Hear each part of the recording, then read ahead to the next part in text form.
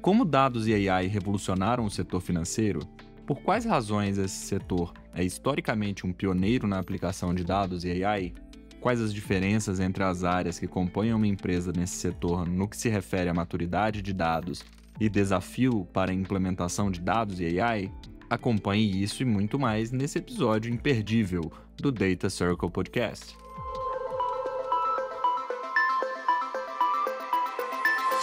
Bem-vindos e bem-vindas ao Data Circle Podcast, nosso podcast sobre AI e negócios, onde a teoria encontra a prática.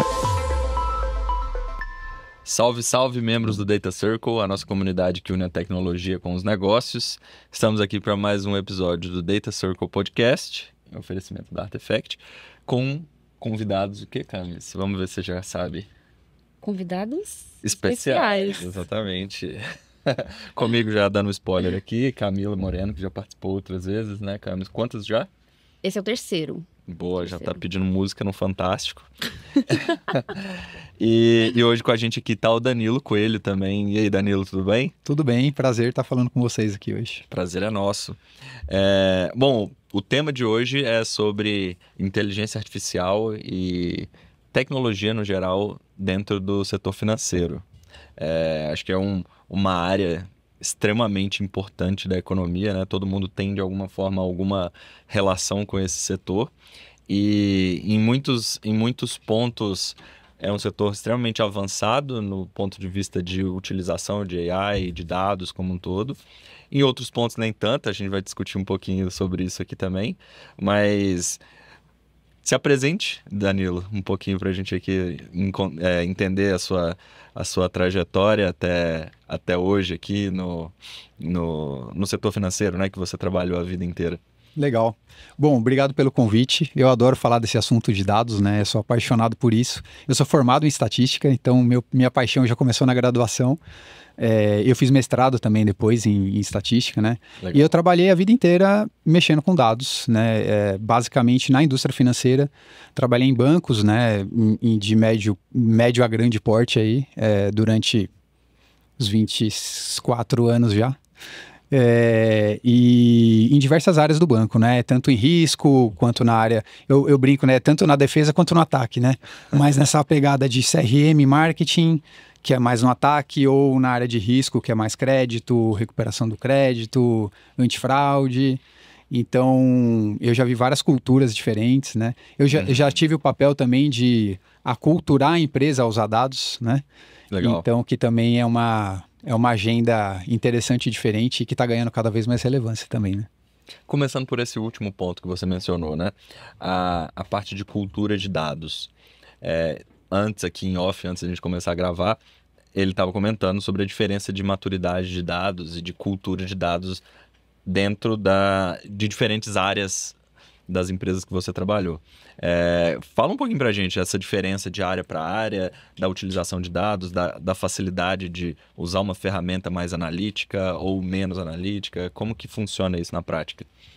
A minha experiência, assim, que eu vejo, né? Até agora que eu estou trabalhando numa empresa que tem uma abrangência maior, né? Que nem só o sistema financeiro, mas eu acho que dentro do mundo financeiro é uma das áreas mais evoluídas até no uso de dados, né? E dentro do mundo financeiro, geralmente as pessoas que mexem com risco ou crédito têm mais familiaridade com mexer com dados.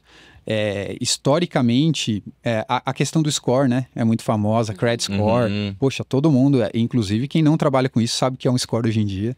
E o mercado já está muito habituado a mexer com isso. E além de estar habituado a mexer com isso, existem regulações relacionadas a isso, né? Então, o próprio provisionamento de perda, né? Que é a PDD que os bancos fazem, tem a ver com modelagem, sempre teve e agora cada vez mais com as novas regulações. Então, é um nicho que está muito acostumado a mexer com dado. Mas também tem muita restrição em mexer com dado, né? Que é um povo que tem mais dificuldade a inovação chega mais devagar, porque qualquer coisa que você mexe no ambiente regulatório, e o impacto que você tem quando você troca um modelo estatístico dentro da operação é muito grande. Você pode aprovar mais crédito, pode aprovar menos crédito, isso mexe muito com o resultado do banco. Então, geralmente é uma área que está mais comedida, digamos assim, a testar coisas novas, né, e tal. Aí eu vou pegar outra ponta que é o pessoal de marketing, né? Uhum. Marketing tem um desprendimento bem maior, né? Assim, de uso de dados. O estrago que você faz, né? Usando... Se você ofertar um produto errado para um cliente errado, poxa, você causa até um descontentamento no cliente, mas você não estraga o resultado do banco. Sim. Não. Se você não fizer em tanta escala. O risco do erro O risco do erro é bem menor, né? O impacto do erro, assim. Então, isso culturalmente favorece a testar muita ferramenta, a fazer muito teste AB, esse tipo de coisa, né? Mas é uma área que também, historicamente, não usa tanto dado quanto o crédito.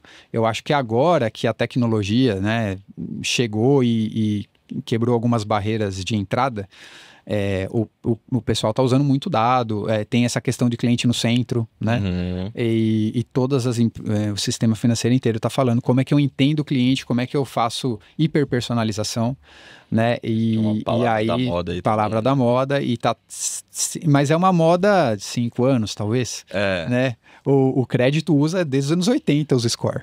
Então, Agora, isso até, acho que como cientista de dados, um dos primeiros exemplos que eu tinha visto de modelos de machine learning era para concessão de crédito. E, inclusive, quando eu tento explicar para alguém o que é um modelo de aprendizagem, eu acho que esse é o exemplo mais palpável para as pessoas. Tipo assim, você vai ter ou não uma concessão de crédito.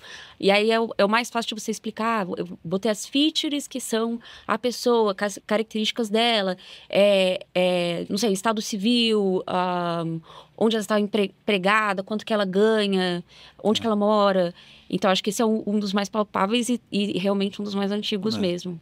Esse e seguros, né? Porque como as pessoas também têm que pagar seguro, elas sabem que o gênero afeta o lugar que ela mora, a idade. Então, esse conceito de precificação por risco em seguro também as pessoas entendem mais fácil, né? Quem vai fazer o seguro do carro ali já encontra bem sente no bolso, aprende rápido. Eu não sei se eu vou atropelar, mas eu queria até comentar que, né, você trouxe a questão de gênero, porque eu sei que a área de risco, de crédito, a parte de atributos protegidos é muito forte, né? Você Sim. não pode discriminar. Quer contar um pouquinho mais sobre isso? Como que foi? Sim. Seu trabalho, né? Mantendo, assim, o respeito por esses atributos, usando eles ou não, enfim. Eu acho que isso é uma pauta bem atual, inclusive, quando a gente fala de AI, porque a AI está ganhando uma abrangência muito maior que só o sistema financeiro. Está todo mundo agora falando de AI.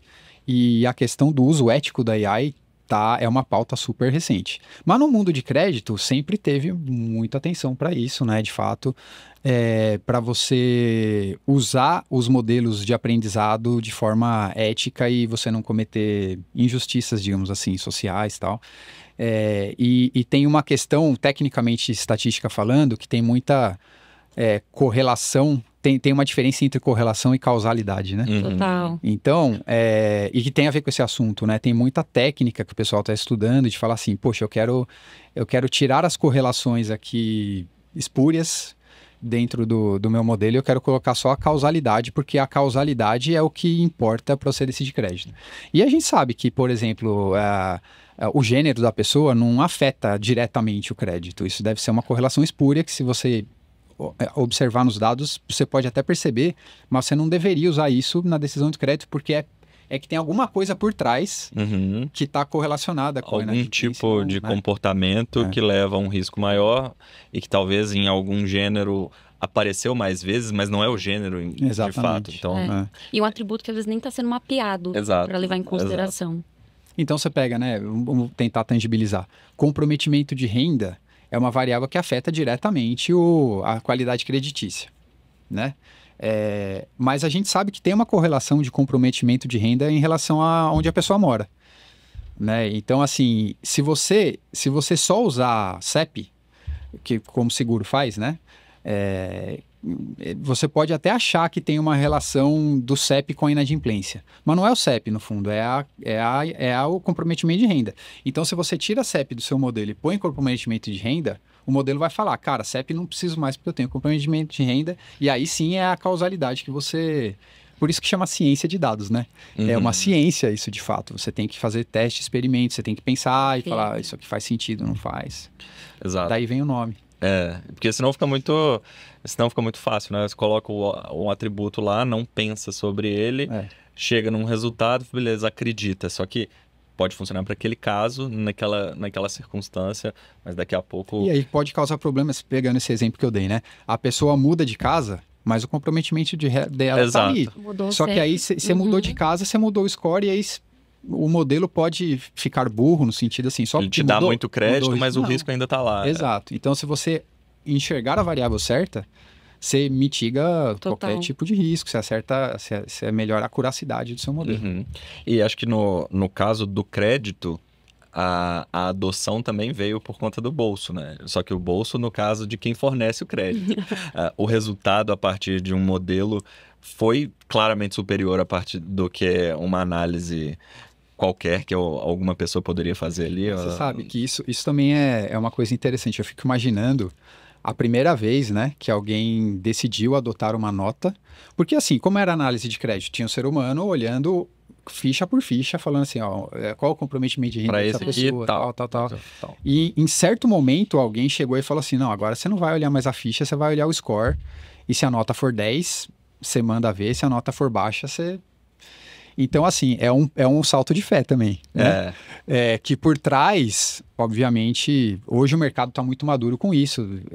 Todo mundo sabe analiticamente como isso funciona. Mas a primeira vez que fez deve ter sido um salto de fé. Provavelmente foi algum estatístico que comprou uma briga muito grande dentro da instituição ali. O primeiro deve ter comprado, perdeu. O segundo tem uma série, né? Mas é interessante você falar de salto de fé, porque entra numa parte que eu acho que é bem relevante para de crédito financeiro, que é a parte da explicabilidade. Sim. Né? E aí, beleza, então mexe no bolso, a gente quer melhorar os modelos. Mas ao mesmo tempo a gente precisa explicar os modelos. Quer falar um pouco sobre esse trade-off? Perfeito, porque isso também no mundo de crédito ajuda a ganhar maturidade, porque o pessoal de crédito está muito acostumado a fazer isso. O Banco Central exige saber, né? Sempre teve essa preocupação de, poxa, o que você está usando para decidir? Então, a explicabilidade sempre foi muito relevante. Tanto é que, aí, nesse contexto que eu estava falando, né? Algoritmos de machine learning tinham um certo preconceito do pessoal de crédito, porque eram meio black box. Então, assim, cara, você roda, ele pode até ficar excelente, mas assim, eu não consigo explicar, então não vou usar, né? E a coisa vem evoluindo. Hoje em dia está em uso em escala, porque o pessoal conseguiu contornar com outras técnicas a explicabilidade. É um tópico que tem sido bastante estudado, né? O Explainable AI, justamente por conta tanto dessa vontade de explicar o que está acontecendo ali por trás, quanto até demandas regulatórias, né? Isso. Dependendo da situação, você não pode simplesmente dar um resultado, você tem que explicar como você chegou ali. Então, aí voltando aqui no que eu estava falando, o pessoal de marketing não tem tanto que explicar o porquê que sim, que não. Então, é mais fácil essa conversa, né?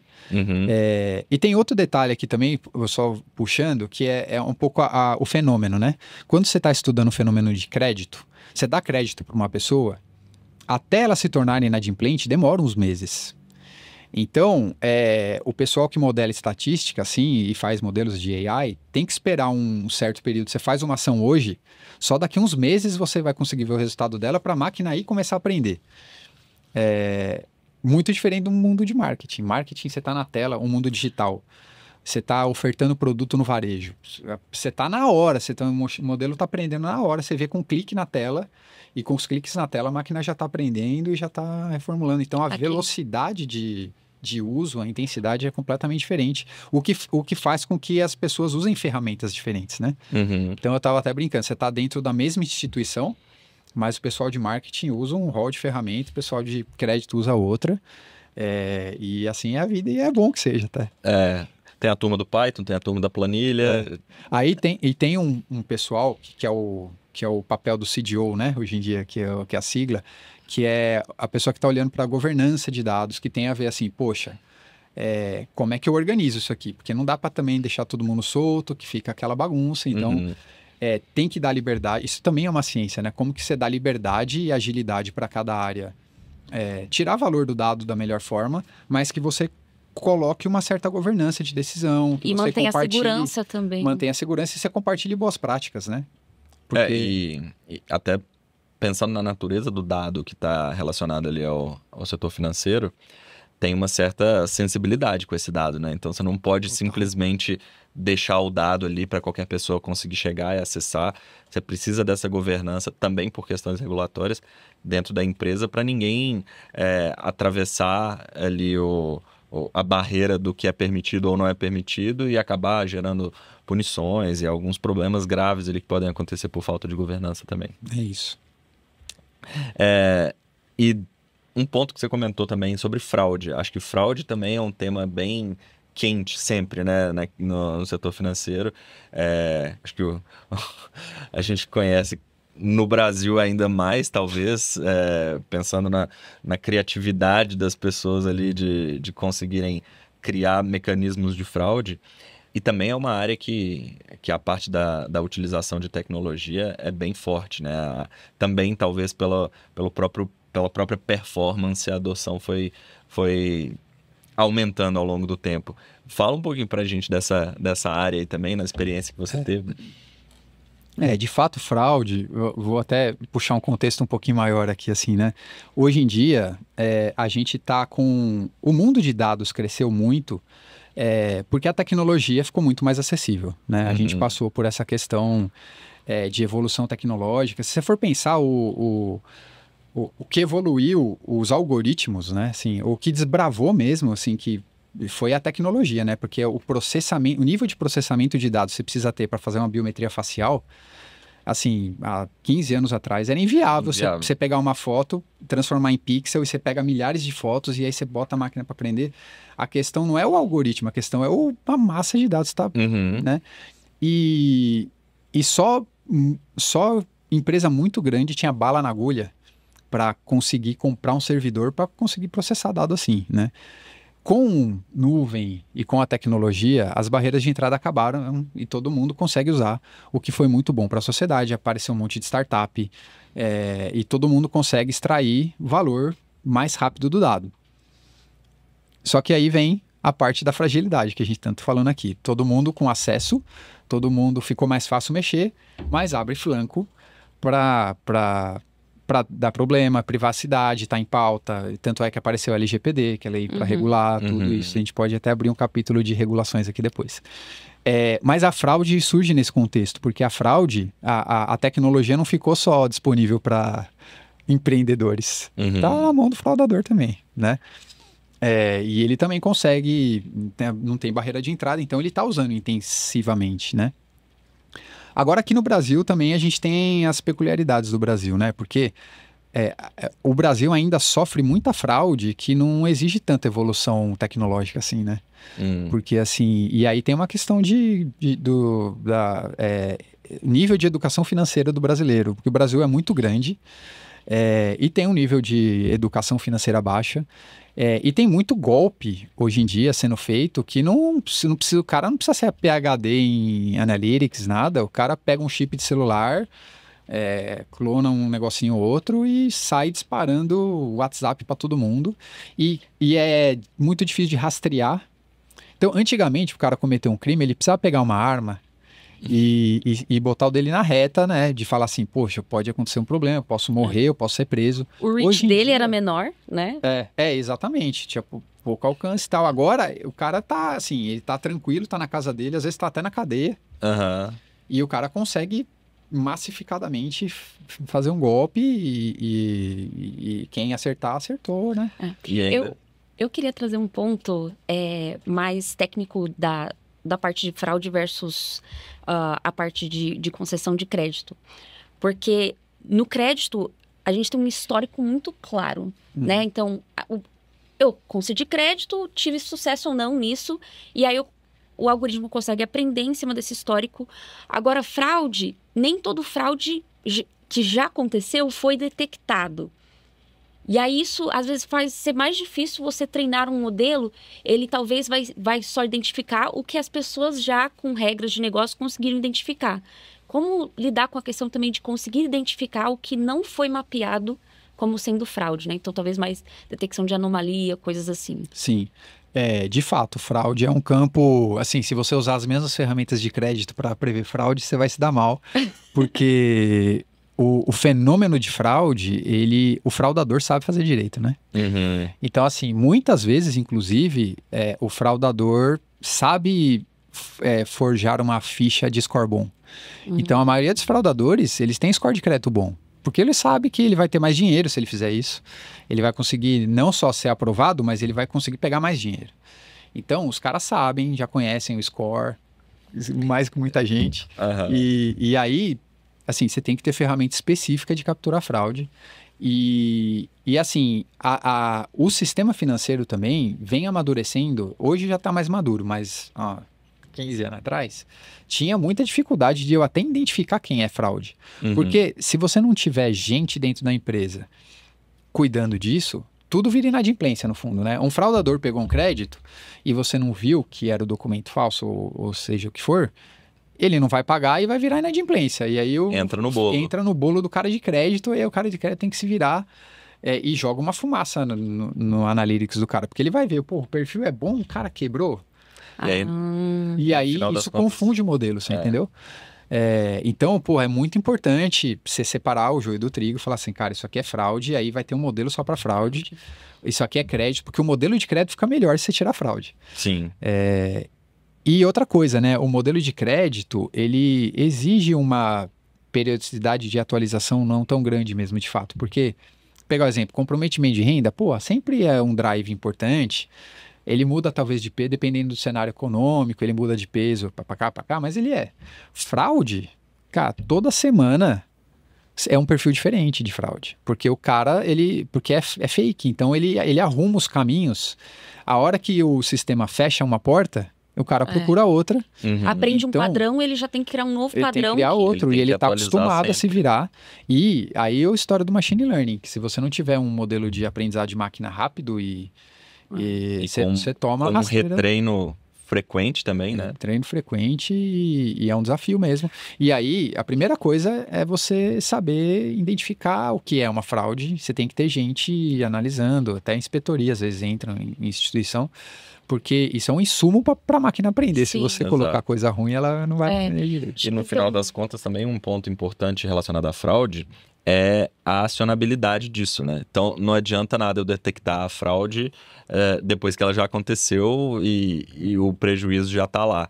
Então, muitas vezes o modelo ele precisa ser capaz de atuar, às vezes até offline, dentro do contexto ali do aplicativo, local ali no celular da pessoa, para ter um feedback rápido o suficiente para evitar que a fraude aconteça antes do resultado já ser irreversível.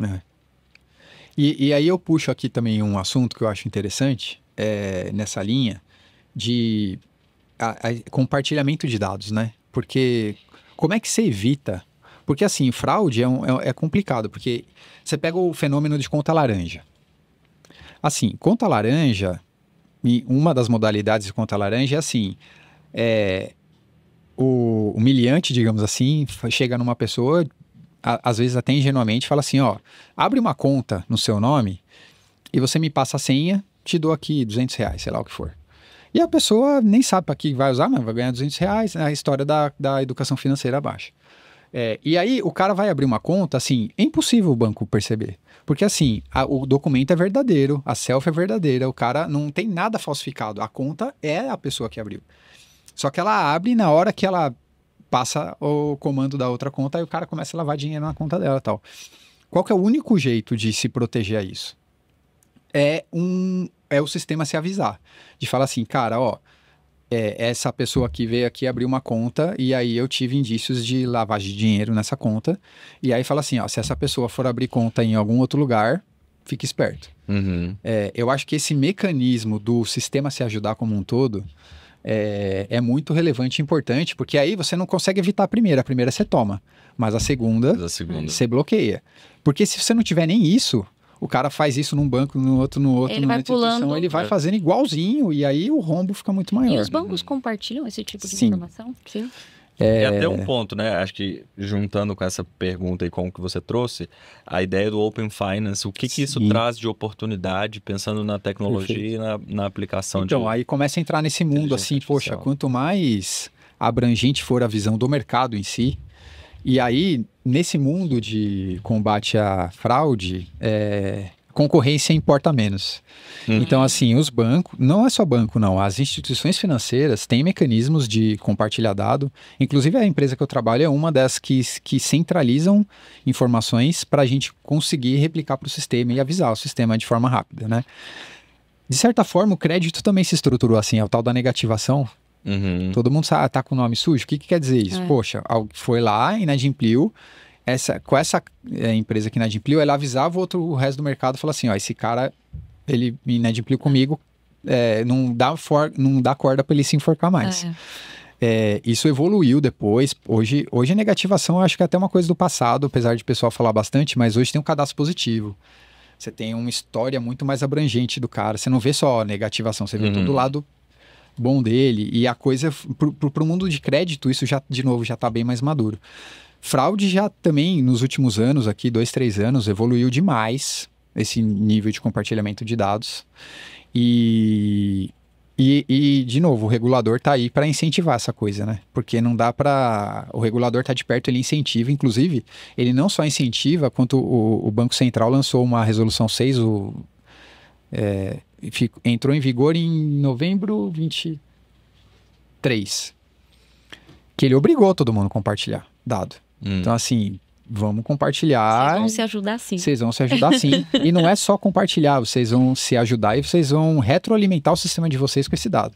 Legal. Porque enfim, gente, assim, esse negócio de uso de dados é sem volta. Todo mundo já viu. Sim. O que a gente tem que fazer é colocar guarda-reio, restrição, para a gente usar de forma ética e com cuidado. Mas não, assim, o benefício de usar é muito grande para a sociedade, entendeu? Então... usar com responsabilidade, né? Porque do mesmo jeito que o benefício é muito grande, se usado errado, o impacto negativo também é muito grande. Então, por isso que a regulação tem que andar junto do desenvolvimento da tecnologia para não desandar todo o avanço que a gente teve e isso acabar voltando como um gol contra, né? Vamos dizer. Não, e eu vejo que os reguladores em geral, principalmente no sistema financeiro, eles estão muito com a cabeça de... Eu faço paralelo de asfaltar a rua, né? Porque assim, quando você tá com uma rua esburacada, não adianta você ter uma Ferrari que você não vai conseguir andar. E como governo, ele tá pensando, cara, eu quero que todo mundo tenha Ferrari e que esse treco voe. Só que eu preciso asfaltar a rua, eu preciso botar guarda-reio. Então eu vejo a regulação meio nessa linha e eu acho que é esse caminho que não só o Bacen, como todos os reguladores... estão fazendo, assim, poxa, deixa eu botar as regras claras na mesa. O LGPD mesmo, acho que foi um baita avanço, né? Você fala assim, ó, assim pode, assim não pode. E a hora que todo mundo tem clareza, vai mais rápido, né? Então, acho que... E não só no Brasil, isso acho que é uma tendência mundial, inclusive. E o que você vê, assim, dentro da área do setor financeiro como um todo, de grande avanço aí? Acho que a gente falou um pouco de casos clássicos, né? De crédito, de fraude. Esses casos continuam sendo extremamente atuais, mas a tecnologia avançou e com o avanço da tecnologia a gente consegue ter mais oportunidades, né? Então, por exemplo, de 2, 3 anos para cá, teve o boom do GenAI, que começou a possibilitar algumas coisas, principalmente a utilização de dados não estruturados dentro do Loop, a parte de interação com o consumidor também teve um capítulo a mais ali de possibilidades, entre outros, né? A gente tem falado muito aqui sobre a Agentic AI e como que a GenAI pode ser ainda mais catapultada com essa nova aplicação, né? A aplicabilidade da tecnologia. Como que você vê agora nesse caminho do setor financeiro, agora contemplando todo esse avanço tecnológico? De fato, eu acho que o GenAI, ele vem para tirar as barreiras de novo, o que foi tirado de barreira tecnológica, agora o GenAI, assim, todo mundo vai poder usar, e não só no sistema financeiro, mas todas as indústrias, assim, porque as outras indústrias ainda estão muito atrás do que o sistema financeiro faz, né? Você pega na educação, saúde, então eu vejo um caminho vasto para crescer, principalmente nesses dois campos. Agora, dentro do sistema financeiro, o que eu vejo? Assim, tem um caminho claro a estratégia, sempre é um touch com o cliente, de alguma forma, né? Essa coisa conversacional, né? Uhum. É como você... A tal da hiperpersonalização. Como é que você entende? Porque entender é o que eu falo assim, né? O mercado... Segmentação é uma coisa mais antiga. Que você começa a entender, segmento Prime, segmento papapá, são pessoas já diferentes. Uhum. Eu acho que mesmo antes do GenAI, a gente já estava num nível CPF. Assim, poxa, quem que é essa pessoa aqui, né?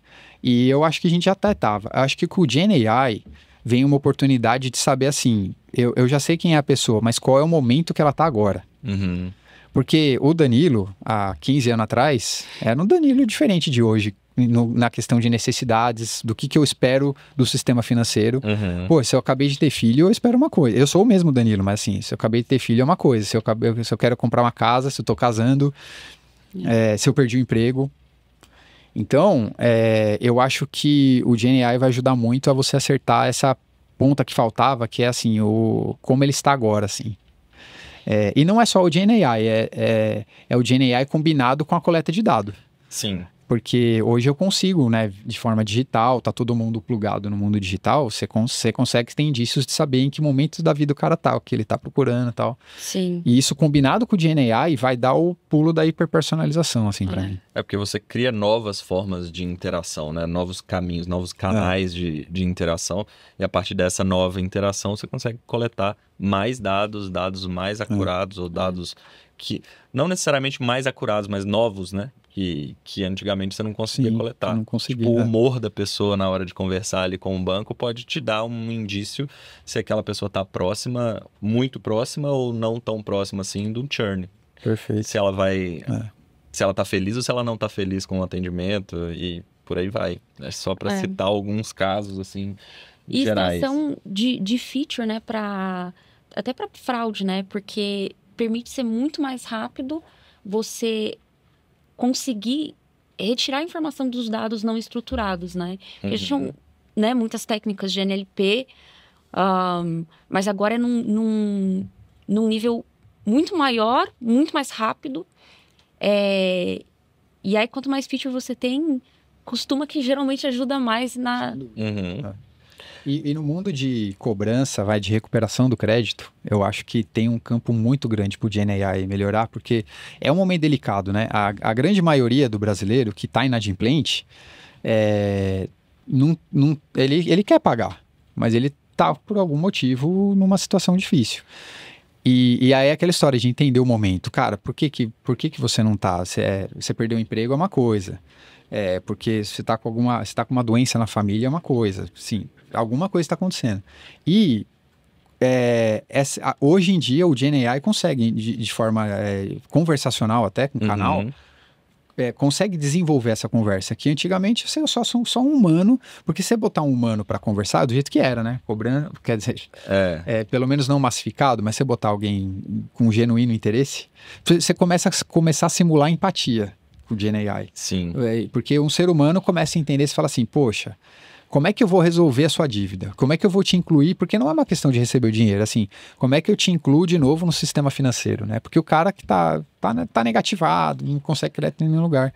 Então, o GenAI acho que começa a trazer um approach que não Você faz uma antes. massificação de uma consultoria financeira. Total. Totalmente individualizada, né? Porque, inclusive, você falou sobre simular empatia. Acho que o GenAI hoje já é capaz de simular muito mais empatia do que o call center.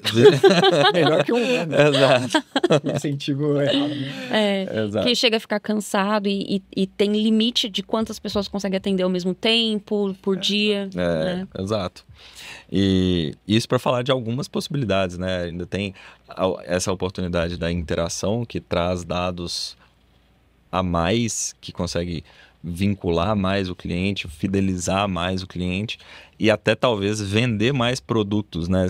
Pensando que existe essa interação e o entendimento daquela necessidade começa a ser melhor, a partir disso você consegue usar esse dado, por exemplo, para o marketing, você falou sobre a cobrança, mas pode vir o contrário também, né? Um bom cliente que tem esse acompanhamento mais próximo pode ser um futuro cliente de um determinado produto que ainda não tinha sido ofertado ou não iria ser ofertado para ele se não tivesse aquele dado ali. Perfeito.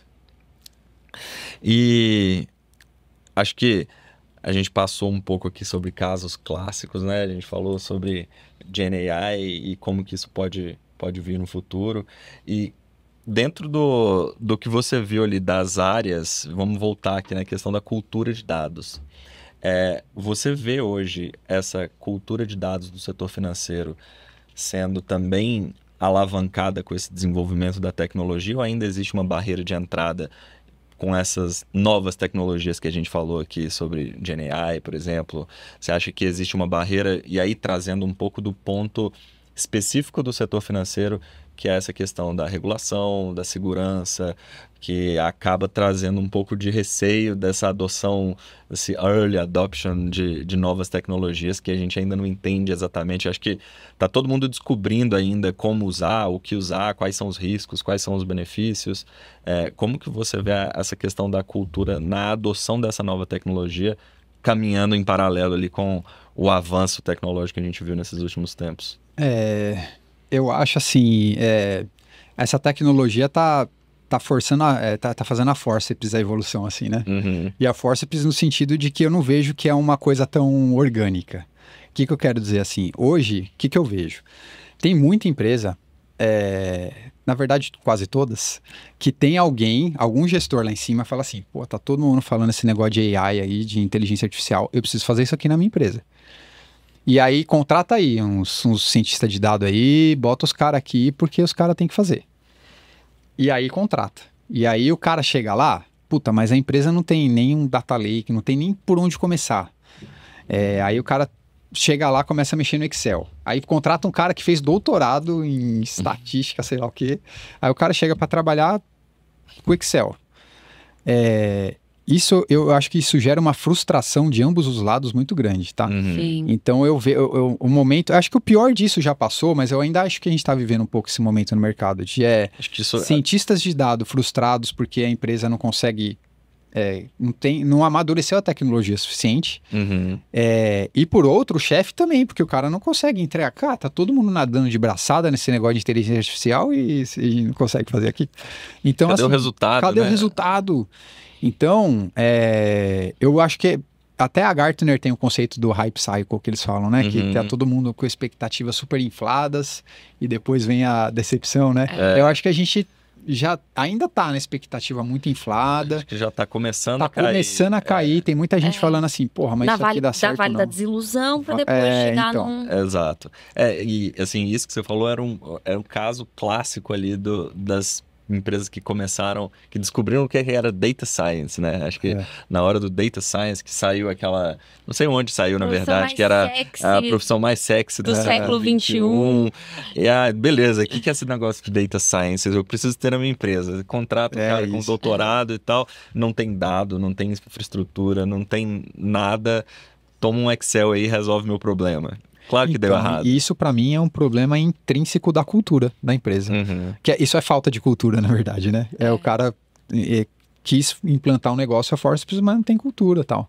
Então, é importante numa agenda de dado, você entender a maturidade. Exemplo, assim, né? Você tem filhos e, pô, não adianta você ter um filho de 6 anos, cara.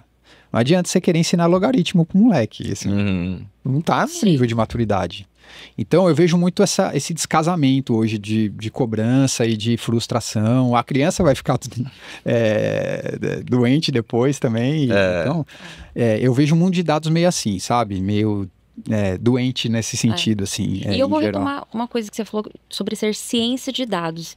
Então, ter uma hipótese é importante. Qual é a sua pergunta? Sim. Porque, senão, a gente entra no laboratório, não, mistura uns reagentes aí, vamos ver o que acontece. Né? Pega os dados aí e vê o que você acha. Mas o que você quer saber? Qual que é a pergunta? O que a gente vai testar? Então, às vezes, até um passo antes de... né? você mapear efetivamente. Então tem que ter o dado, mas às vezes tem um outro problema. A empresa tem muito dado, mas ela não sabe ainda o que ela quer exatamente o que ela quer resolver. E até nesse ponto aí, é uma coisa que a gente sempre fala aqui no podcast, eu acho que tá totalmente associado com o que a gente falou aqui, e especificamente sobre esse ponto, é que a tecnologia por si só, ela não tem razão de existir. Então, ela só existe, ela só está lá porque ela está servindo ao negócio. Então, se não tiver algo do negócio para ela resolver, vira brincadeira. Muito isso no mercado. Eu vejo muita gente na tecnologia pela tecnologia, né? Exato. E até as pessoas da própria área de tecnologia não entenderem que elas estão ali para servir o negócio, e o negócio negligenciar também o conhecimento da tecnologia. Não, essa é um tema técnico, tá falando tecniquez. Mas, cara, o tecniquez é a realidade. Se a sua área de negócio não sabe o tecniquez, vamos dizer, né? Sabe o tecniquez entre aspas, mas entende um pouco como usar a tecnologia para aumentar o resultado do seu negócio, você vai ficar para trás como negócio. Então, acho que os dois lados precisam de uma interação firme. Tanto o time técnico querer saber um pouco mais do que é o negócio, para qual eles deveriam trabalhar, e o time de negócio saber o que eles poderiam fazer com a tecnologia, até para demandar do time técnico, para ajudar ali também. E você viu esses dois lados, porque hoje você é gestor, mas você já foi cientista, engenheiro de dados. Então, também não dá na posição de cientista de dados falar assim, não, isso é coisa do negócio, eu não preciso entender isso. Exato. Né? Eu tenho que entender, porque se eu tenho uma parte matemática, né, e muitas vezes a gente pode pegar o mesmo modelo e aplicar em muitas áreas diferentes. E eu poderia só tratar um número, mas se eu não entendo o que esse número representa, eu depois não vou conseguir interpretar isso e fazer essa ponte também para o negócio. Então, é importante que o negócio entenda do técnico e o técnico entenda do negócio para ter essa sinergia entre as duas áreas.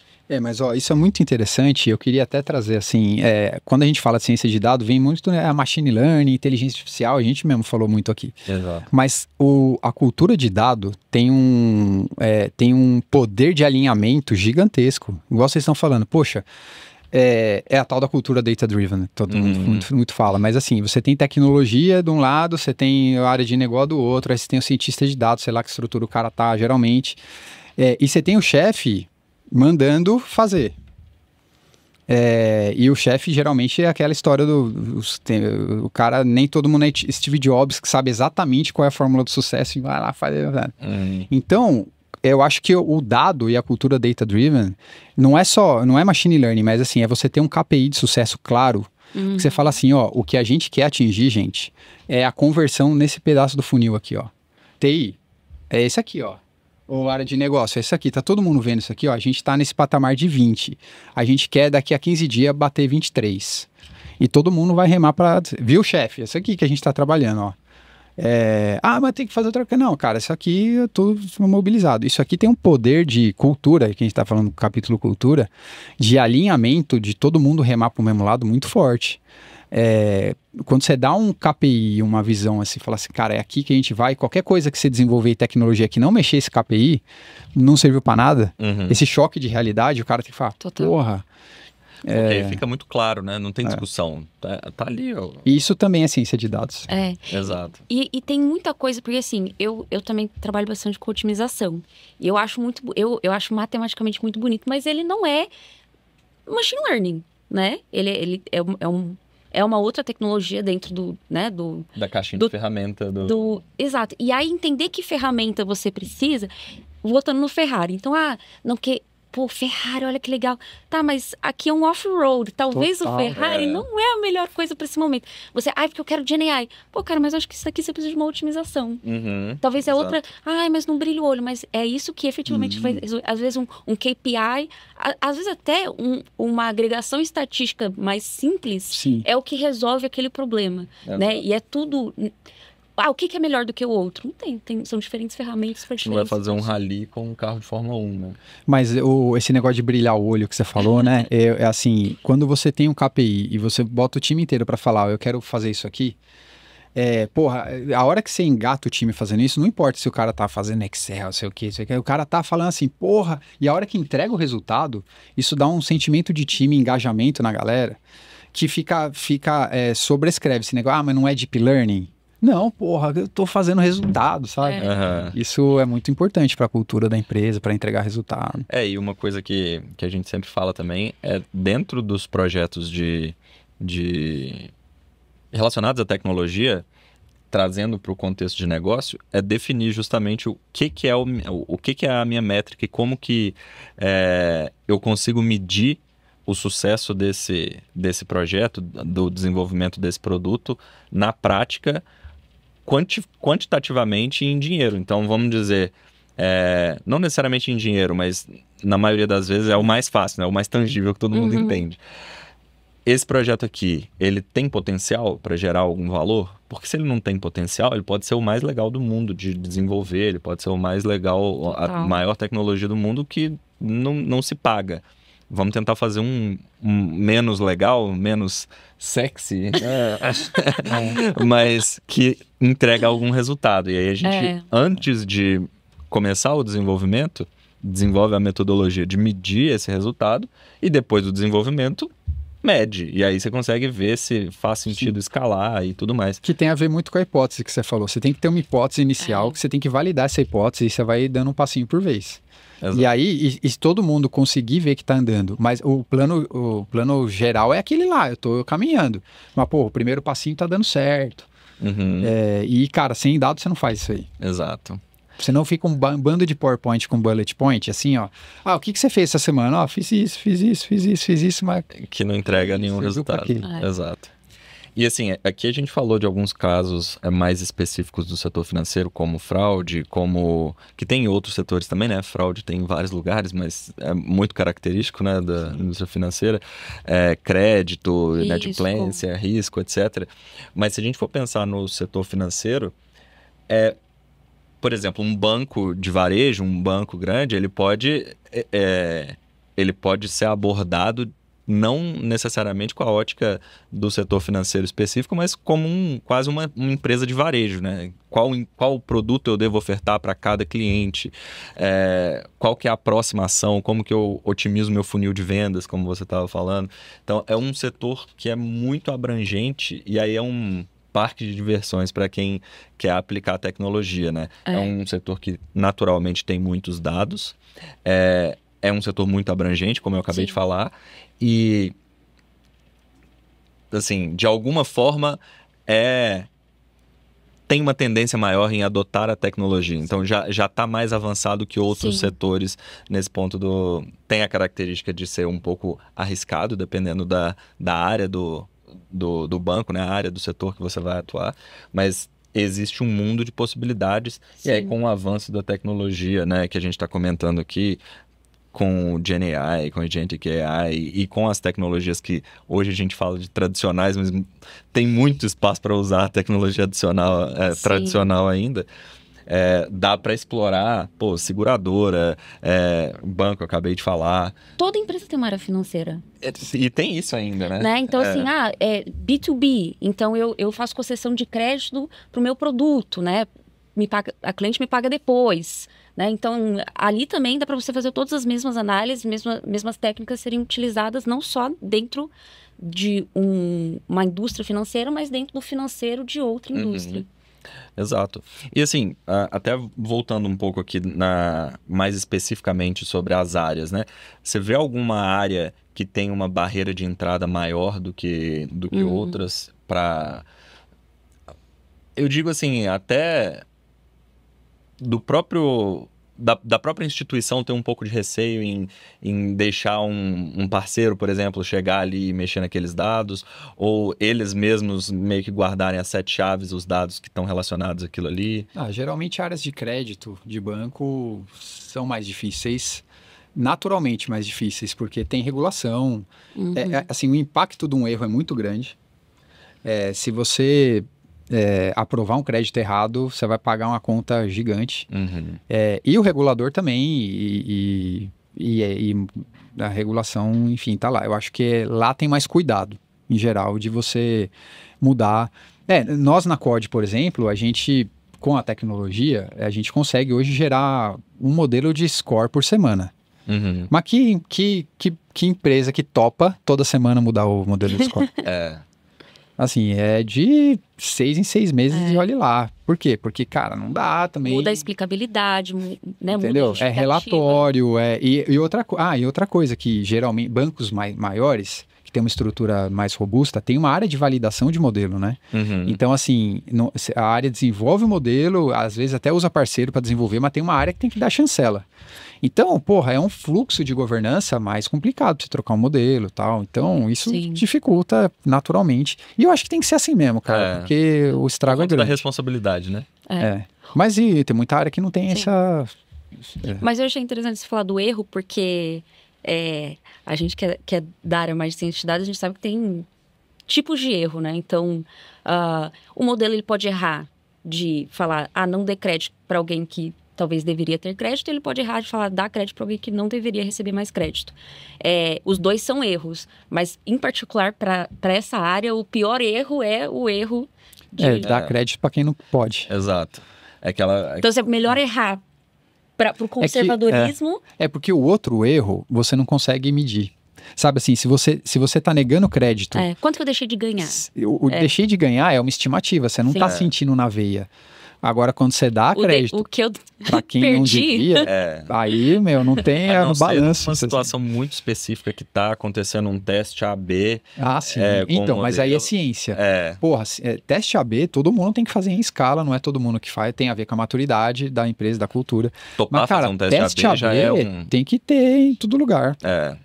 A, B, C, D. Sim, exato. E mesmo com o teste AB, nesse tipo de caso, ainda é difícil de medir, né? Às vezes você precisa usar métodos estatísticos complexos e que mesmo assim existe um erro atribuído ali. Questões como aleatoriedade, por exemplo, são extremamente importantes e às vezes, eu já vi um monte de teste AB que não é aleatório. Aí você, cara, aí não serve pra nada. Uhum. Então, de fato, tem que saber fazer, tem a ver com a cultura, né?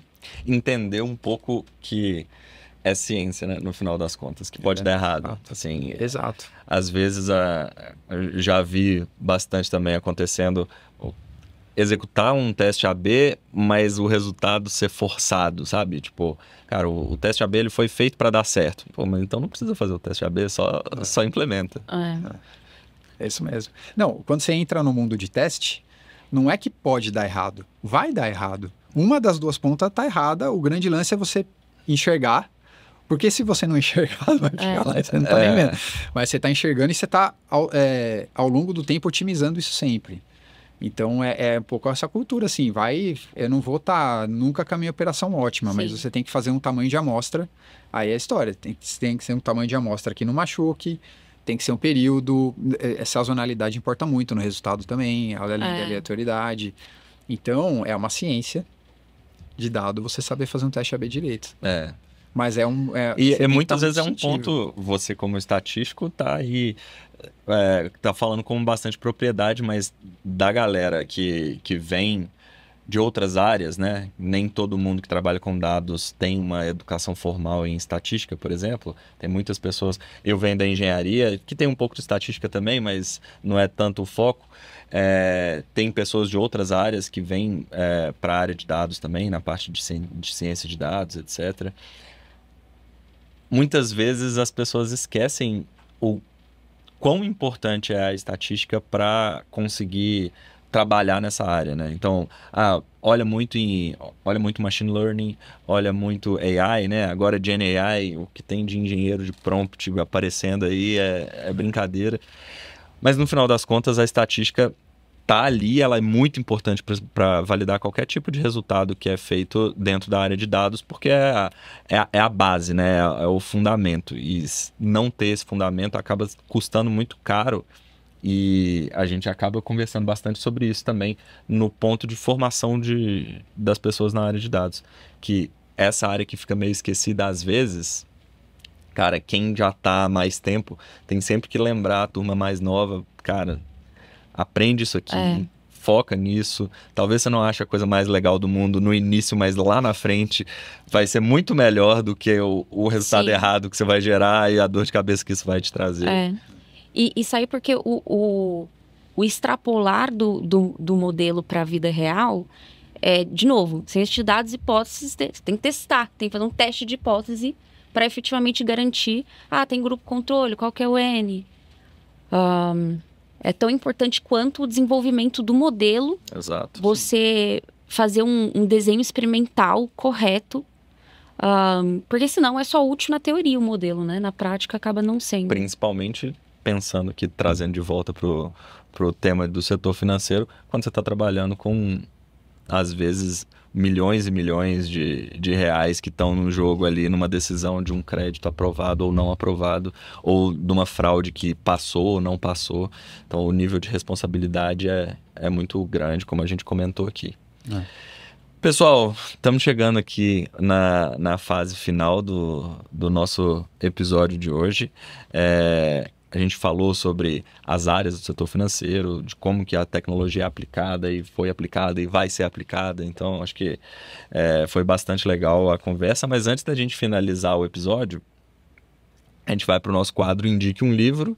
E aí, como vocês já conhecem, todo mundo que participa aqui, todos os convidados que vêm aqui ao nosso podcast, a gente pede para indicar um livro que de alguma forma foi importante na vida da pessoa. E você que está assistindo aí agora, curta e compartilhe o post no LinkedIn desse episódio que você concorrerá ao livro que o Danilo vai indicar agora. Que legal. Tem um livro que eu li que tem a ver com o nosso assunto aqui, que é o AI Superpowers, que é do Kei, é um chinês. E depois eu pego o nome direitinho dele.